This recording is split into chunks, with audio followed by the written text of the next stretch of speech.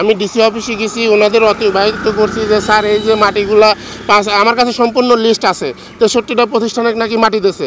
তো মাটিগুলা কেউ যতটুকু মাটি পাইছে তার 3 গুণ মাটি উঠায় নিয়ে যাচ্ছে, 2 গুণ বিক্রি করে দিচ্ছে সাইডে, অন্যান্য জায়গায় বিক্রি করতেছে। জায়গায় জায়গায় তো ধরা সম্ভব না, আমি বহুত জায়গায় ধরছি। ইছামতি নদীর পাড়ের কৃষক আমাদের গাছপালা বাগান হলুদের ক্ষেতের উপরে মাটি চাপা দিয়ে অনেক ক্ষয়ক্ষতি করে রাখেছে।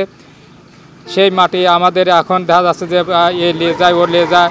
এতে মধ্যে শুনলাম যে মাহাতাব বিশ্বাসের নাকি মসজিদ বানানোর জন্য কিছু মাটি টেন্ডার লেসে নাকি আবেদন জানায়, ডিসিপ্লিন লেসে। তো সে মাটি মসজিদ মাদ্রাসার নামে হনে 1 টাক যদি ফেলায় আর 10 টাকি ফেলাচ্ছে, ডানি বাই পায়ে বেচতেছে। গাং কাটা মাটি এখানে হাজার হাজার গাড়ি চলে, খালি আমার 1 টাকাই না।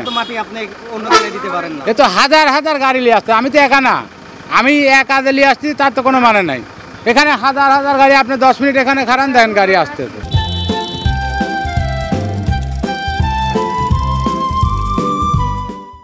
টেন্ডারের মাধ্যমে এটা যারা প্রতিষ্ঠান থেকে যারা পাস করে নিতে পারছে তাদের মাধ্যম দিয়ে আমরা খালি এখান থেকে পৌঁছা দেওয়ার দায়িত্ব আমাদের। এটা ঠিকাদারের দাম, কোনো বিক্রি হচ্ছে না এখানে।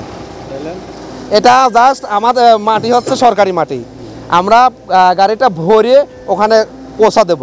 মাদ্রাসা মসজিদের কথা বলে নেচ্ছে 2 টাক, মানে 10 টাক নিয়ে দিচ্ছে মাদ্রাসা মসজিদে 2 টাক, আর 7 টাকি 8 টাকি চলে যাচ্ছে বাইরে বিক্রি করতেছে।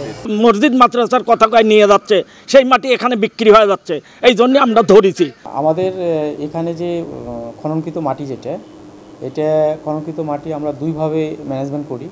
একটা হচ্ছে যে নিলাম করে দিই, আর কিছু মানে আপনার জনস্বার্থমূলক কিছু প্রতিষ্ঠান আছে, স্কুল কলেজ মাদ্রাসা, তো এই জায়গাগুলোতে যদি সেই কর্তৃপক্ষের কেউ যদি আমাদের কাছে অ্যাপ্লিকেশন দেয়, তাহলে এটা একটা আমাদের জেলা পানি ব্যবস্থাপনা কমিটি আছে, সেখানে উত্থাপিত হওয়ার পর এটা যাচাই বাছাই পূর্বক আমরা এটা সেই কমিটির মাধ্যমে এটা দেই আর কি।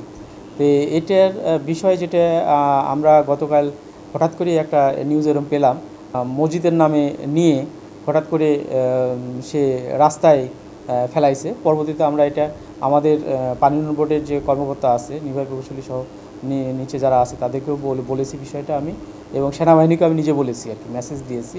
তারপর তারা সেখানে গিয়ে এটা সঙ্গে সঙ্গে বন্ধ করে দিয়েছে। আমাদের যে জনস্বার্থমূলক কাজের জন্য যে আমরা এটা দিয়েছি, সেই কাজেই এটা ব্যবহৃত হবে। অন্য জায়গায় কেউ যদি এটা নিতে চায় এবং এটা যদি সেকেন্ড টাইম ডিভিটেশন হয়, তাহলে আমরা এটা হয়তো তার ইয়েটাই আমরা ক্যান্সেল করে দেবো আর কি।